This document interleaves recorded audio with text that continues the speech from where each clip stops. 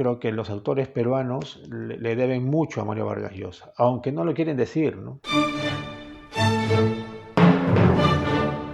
Hola amigos de Arte de la Ficción, un nuevo video en el cual hablaremos de La ciudad y los perros. Como esta fue una obra publicada en 1963, he decidido llamar a este tipo de videos retrocrítica. Y en estos videos de retrocrítica analizaremos libros cumbre de la literatura peruana, latinoamericana y mundial. Ya me han sugerido hablar sobre autores como Alejo Carpentier, Ribeiro, García Márquez, y los voy a tomar en cuenta. Pero empezamos, digamos, segmento de retrocrítica con La ciudad y los perros y Mario Vargas Llosa. Para este autor siempre causa polémica por sus opiniones políticas, pero este es un canal de literatura, estrictamente de literatura. Así que les pediría el favor a los suscriptores y al público en general de que si van a escribir una opinión, que sea por favor con respecto a la literatura de Mario Vargas Llosa. Bien, una vez dejado esto en claro, iniciamos la retrocrítica. Primera parte.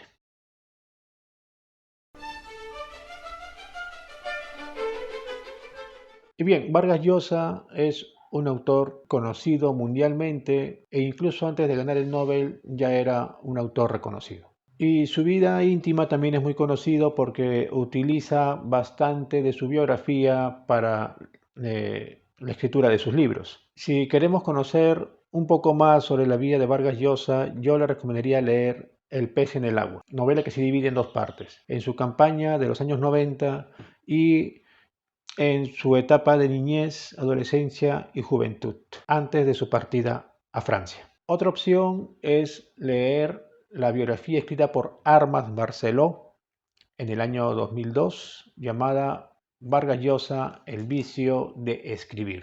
Una biografía muy completa que llega hasta la vida del autor en el año 2000, con la publicación de La fiesta del chivo. También es una buena opción para conocer la biografía de Mario Vargas Llosa. También tenemos otro libro de la biografía de Vargas Llosa, publicado en 2011 por la editorial Septiembre, escrito por Pamela Cueto y Mariano Orozco Sumarán. Bueno, y si quieren ya obsesionarse con la vida de Vargas Llosa, pueden leer una serie de libros que cuentan ciertas etapas de la vida de Vargas Llosa. De la etapa de cadete en el Eleuso Prado tenemos el de Sergio Vilela, que se titula Vargas Llosa, la historia oculta tras la ciudad y los perros. El cadete Vargas Llosa, de Sergio Vilela. Luego está el libro de Juan Gargurevich titulado Vargas Llosa, periodista a los 15 años, que narra la etapa del autor en el diario La Crónica. Aquí se va a poder ver el contexto de Vargas Llosa en aquella etapa de su vida, y también se podrá leer los artículos y las entrevistas que hizo Vargas Llosa en este diario, La Crónica. También tenemos el libro de José Luis Ayala Olazábal titulado Los abismos de Vargas Llosa, que analiza y cuenta la etapa de Vargas Llosa cuando él pertenecía a los grupos políticos de izquierda, que va del año, desde que era universitario hasta el año 70, que ya rompe con el Partido Comunista Peruano y con las ideologías de izquierda. Luego tenemos una singular investigación de Carlos Aguirre titulada La ciudad de los perros, biografía de una novela que, digamos, narra la historia de la elaboración de la escritura de La ciudad y los perros y las vicisitudes que tuvo Vargas Llosa para poder publicarla. Una obra que yo recomiendo mucho, es muy interesante. Bueno, que se publicó por el Fondo Editorial de la Católica del Perú. Y luego tenemos el libro de Xavi Allén, Aquellos años del boom, en donde ya se toca la etapa de Vargas Llosa desde el 70, desde que gana el premio gana el premio Biblioteca Breve, y sus años sobre todo en los 70 en España, rodeado de todos los escritores del boom latinoamericano. Ese también es un libro que yo recomiendo mucho, es muy interesante, tiene una buena investigación y les recomiendo que también lean esta etapa de Vargas Llosa en la Barcelona de los años 70. También podríamos mencionar el libro que sacó Julia Urquidi, la ex esposa de Mario Vargas Llosa, que se llama Lo que Varguitas no dijo, que toca la etapa del matrimonio Vargas-Urquidi, que va del año 55 al año 64. También quien quiera leer con mayor detalle y obsesionarse con la vida de Vargas Llosa puede leer este libro de Julia Urquidi, Lo que Varguitas no dijo. Y bien, como acostumbramos siempre presentar la bibliografía, es decir, los libros escritos por el autor que analizamos en esta ocasión, que es Mario Vargas Llosa. Aquí están los libros publicados por nuestro premio Nobel.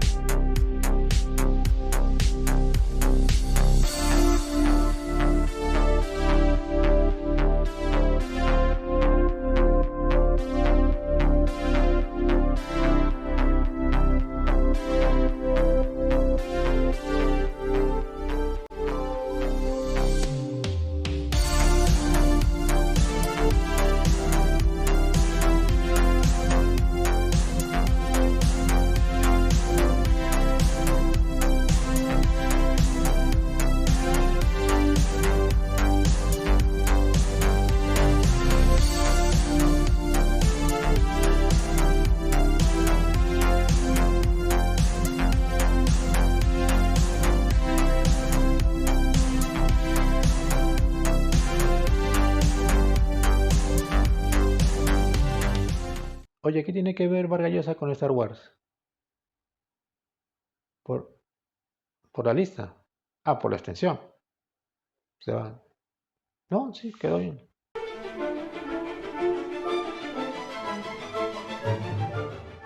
Bien, para conocer la importancia de la publicación de La ciudad y los perros, tenemos que ver la literatura que se leía antes de la novela de Vargas Llosa, de la primera novela de Vargas Llosa. Y vamos a mencionar cuáles fueron los libros publicados antes del año 1963, año de la publicación de La ciudad y los perros. Tenemos primero a Julio Ramón Ribeiro con los gallinazos sin plumas en 1955. También Cuentos de circunstancias que publicó en 1958 y su novela Crónica de San Gabriel en 1960. Como conocemos, Julio Ramón Ribeiro es de un corte clásico, muy bien escrito, eso sí, pero que no experimenta mucho con técnicas narrativas. Es un autor clásico, decimonónico.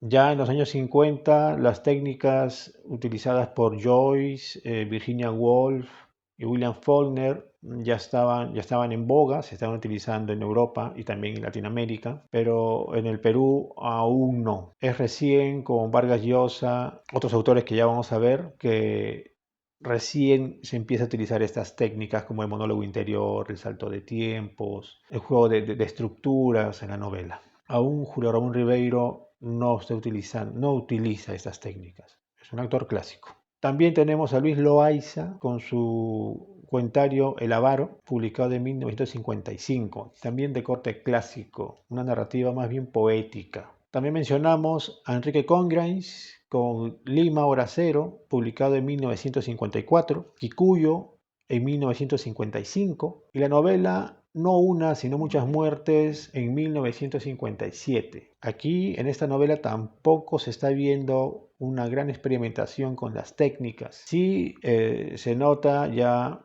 que el ambiente citadino ya se está tocando, pero aún no hay una gran experimentación como sí lo hace Vargas Llosa en su primera novela. Mencionamos también a Heliodoro Vargas Vicuña con su cuentario Ñahuín, publicado en 1953. Y también está Carlos Eduardo Zabaleta, uno de los autores más prolíficos antes de la aparición de Ciudad y los Perros, que publica su cuentario El Cínico en 1948.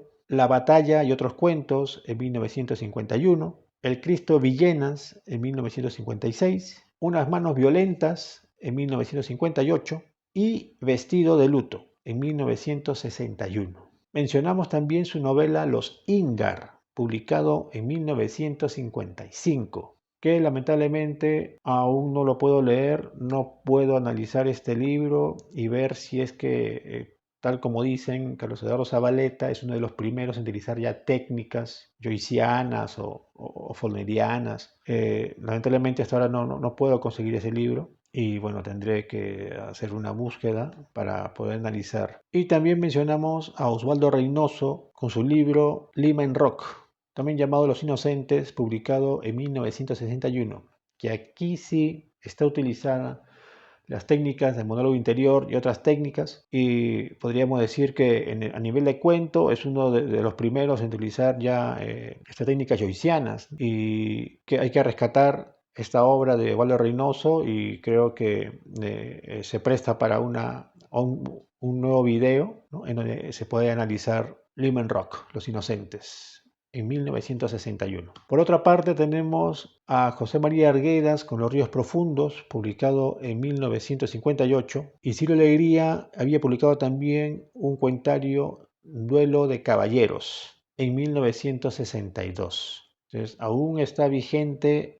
Ciro Alegría y sobre todo José María Arguedas, ¿no? Es muy leído José María Arguedas, y antes de la aparición del Cielo de los Perros, José María Arguedas era el escritor, era el autor peruano más leído en ese momento. Aún no era internacional, ¿no?, como ahora sí es internacional, pero era el escritor peruano por antonomasia. Lo que hay que dejar bien en claro es que a nivel de novela, es decir, a nivel de novela todavía no había una obra que utilizara esas técnicas contemporáneas como lo es el monólogo interior, el cambio de voces, el multiperspectivismo, los saltos temporales, el rompimiento cronológico, el rompimiento espacial, los vasos comunicantes, etcétera, etcétera. Sí había el uso de los monólogos y el cambio de voces en el cuento, pero el cuento no te permite, por su formato, no te permite una mayor experimentación, como sí lo hace la novela. A nivel de novela,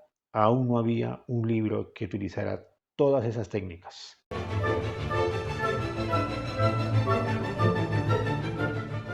Ahora bien, los nombres mencionados pertenecen a la generación de 50. Hay un libro muy interesante de Abelardo Kendo que se titula Narrativa Peruana 1950-1970, donde al inicio, bueno, es un libro de cuentos, se hace al inicio, como prólogo, se hace una entrevista a los principales autores contemporáneos de esas fechas, de los años 50, donde están Osvaldo Reynoso, Miguel Gutiérrez, Luis Loaiza, Ribeiro, Vargas Llosa, etcétera, etcétera.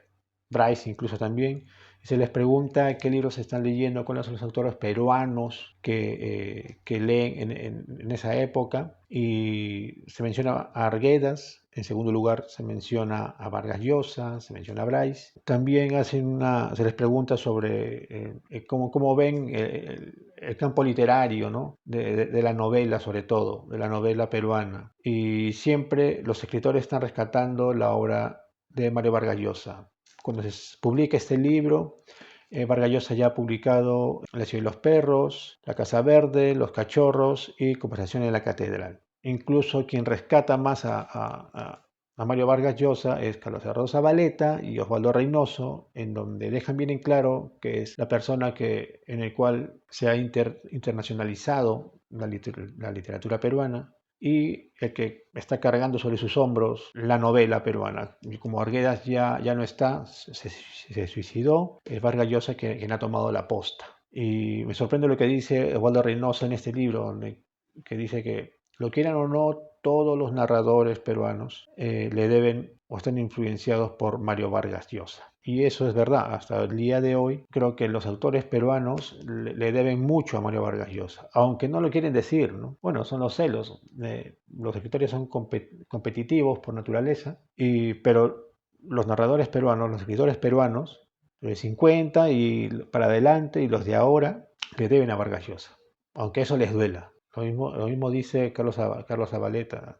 Léela quien le léela, nuestro monstruo sagrado es Vargas Llosa. Y Reynoso dice, lo quieran o no, todos los narradores le deben algo a Mario Vargas Llosa. No lo digo yo, lo dice Reynoso, lo dice Zabaleta. Y bueno, los nombres mencionados, Ribeiro, Zabaleta, Miguel Gutiérrez, Loaiza, Enrique Coingrais, Vargas Vicuña, Reynoso pertenecen a la generación del 50, están recién utilizando las técnicas joycianas, foglerianas, kafkianas, pero aún no hay una novela que se vea ya plasmado todo eso. Lo que sí hace la generación de 50 es superar la visión costumbrista o indigenista, ¿no? O provinciana, como se lo quiera decir.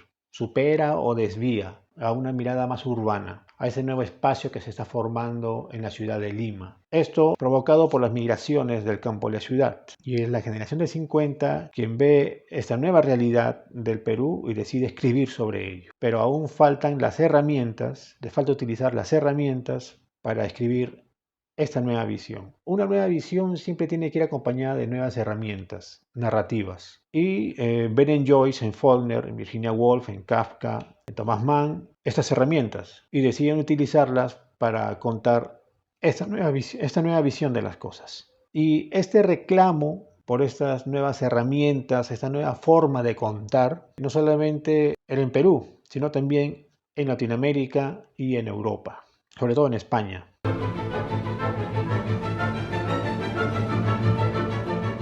Y si bien en Latinoamérica ya han publicado desde los años 30, bueno, o finales de los 30 y los 40 y los 50, ya han publicado Jorge Luis Borges, Sábato, Carpenter, Miguel Ángel Asturias, Juan Carlos Onetti y Juan Rulfo, es recién, y acá en el Perú Arguedas y Ciro Alegría, es recién en los años 60 en donde se da ese boom, ¿no? El boom latinoamericano, el salto de la literatura latinoamericana ya al resto del mundo, a Estados Unidos y sobre todo a Europa. Y estos autores, Borges, Onetti, Miguel Ángel Asturias, Rulfo, Arguedas, se les llama el pre-boom. Pre-boom, el boom y el post-boom. Bueno, son cosas que se inventan los investigadores o los editoriales, pero bueno, está allí, ¿no? El pre-boom, el boom y el post-boom. Siempre me se pregunta, ¿no? ¿Por qué ellos sí? ¿Por qué el boom sí? ¿Por qué el boom sí dio el salto a las grandes editoriales y son leídos en todo el mundo? ¿Y por qué el pre-boom no? Bueno,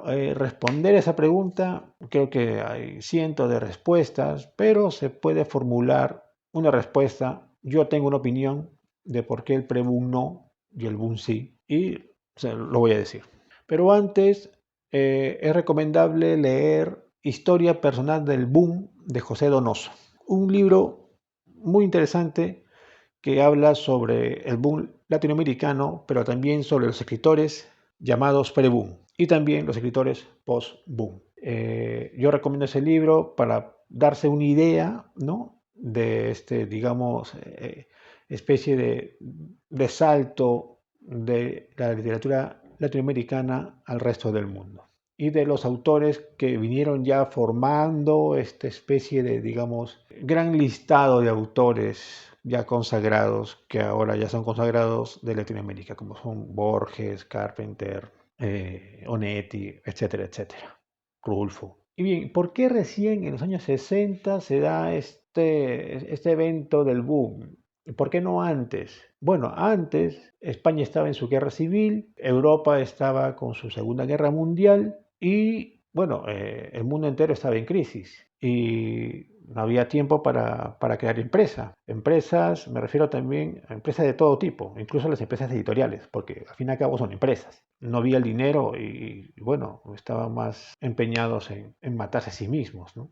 Luego de acabada la guerra mundial, empieza el plan Marshall de Estados Unidos, empieza a inyectar dinero a Europa para rescatarlos de la crisis económica en que estaban después de la guerra, de la Segunda Guerra Mundial. Y luego ya en los años 50 la economía va mejorando y en los años 60 ya hay una estabilidad económica. Y con esa estabilidad económica ya se puede hacer empresas de todo tipo y empresas también editoriales. Y recordemos que en los años 60 estábamos en plena Guerra Fría, la batalla política, social y cultural de la derecha contra la izquierda. Y bueno, muchos intelectuales y muchos lectores ¿no? Estaban ávidos de lecturas de compromiso social, de lecturas de esos llamados países tercermundistas, y justo el boom latinoamericano tiene como una de las características el compromiso social y ser de una tendencia política, sobre todo de izquierda. Y las editoriales, ni cortas ni perezosas, le dan a su público lo que quieren. ¿Quieres leer algo con compromiso social? Bueno, ahí está.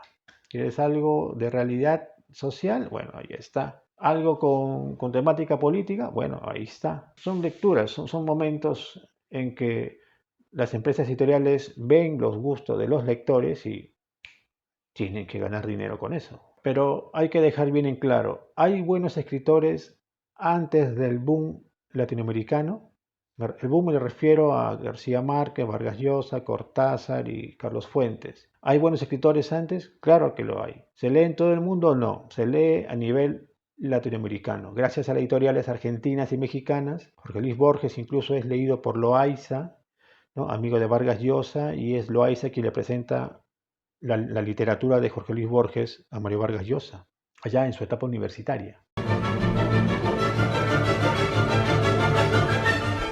Ahora bien, con respecto a España, también España estaba en una crisis narrativa y trataban de salir de esa clásica literatura decimonónica. Un libro muy interesante que hay que leer, bueno, un ensayo, es el que hace José María Castellet, titulado La hora del lector, publicado en 1957. Un ensayo en donde analiza las técnicas de James Joyce, William Faulkner, Kafka, Hemingway y también las técnicas narrativas que se rescata del cine y que sugiere utilizar para ya superar esta visión tradicionalista de la narrativa española. Y por lo tanto, el boom latinoamericano y la generación de 50 quieren terminar ya con esta mirada regionalista, indigenista, de narrativa clásica, de tradición realista, y utilizar nuevas técnicas. Prefieren enfocarse en espacios urbanos e incluso cosmopolitas, con formas rompedoras, es decir, múltiples voces, saltos temporales, saltos espaciales, distintas voces narrativas,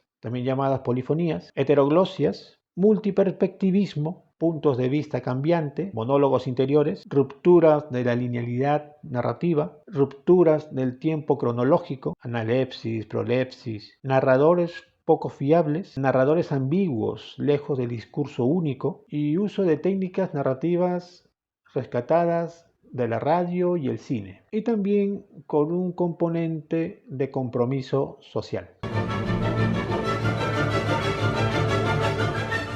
Ahora bien, Vargas Llosa viaja a Francia a vivir su sueño literario, y esta es otra pregunta, ¿no? ¿Por qué ya dentro de la literatura peruana, por qué algunos sí llegaron a internacionalizarse y otros no? ¿Por qué Vargas Llosa sí, Bray sí, Ramón Ribeiro sí, y Reynoso no, Zabaleta no, Miguel Gutiérrez no, etcétera, etcétera? Y creo que también la respuesta es simple, es porque estaban donde estuvieron estar. Si vemos el mapa de Europa, bueno, Francia está aquí y España está aquí. Acá está París y aquí muy cercano, justo en la frontera con Francia, está Barcelona. En Barcelona estaba la sede de Seix Barral. Es decir, si tú eres un escritor y en tu país no hay editoriales serias, editoriales que inviertan en un escritor, tienes que ir donde estén las editoriales. Vargas Llosa, queriendo vivir su sueño literario, se va a Francia y bueno, conoce a Carlos Barral, el dueño de Seix Barral, con sede de Barcelona, y tiene la oportunidad de conocerlo y de visitarlo y de charlar con él continuamente porque están cerca. O sea, no hay que analizar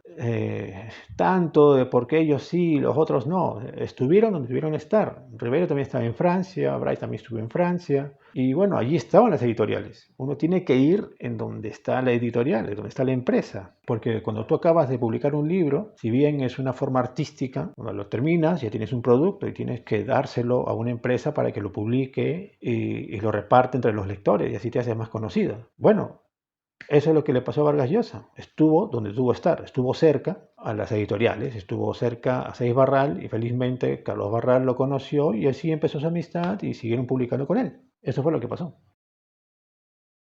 Y bien, en la segunda parte veremos el análisis ya de La ciudad y los perros. He querido hacer esta primera parte como una introducción para saber la importancia de la publicación de La ciudad de los perros y lo que conllevó después. En la literatura peruana hay un antes y un después de La ciudad de los perros. Eso es lo que yo quería mostrar, así someramente.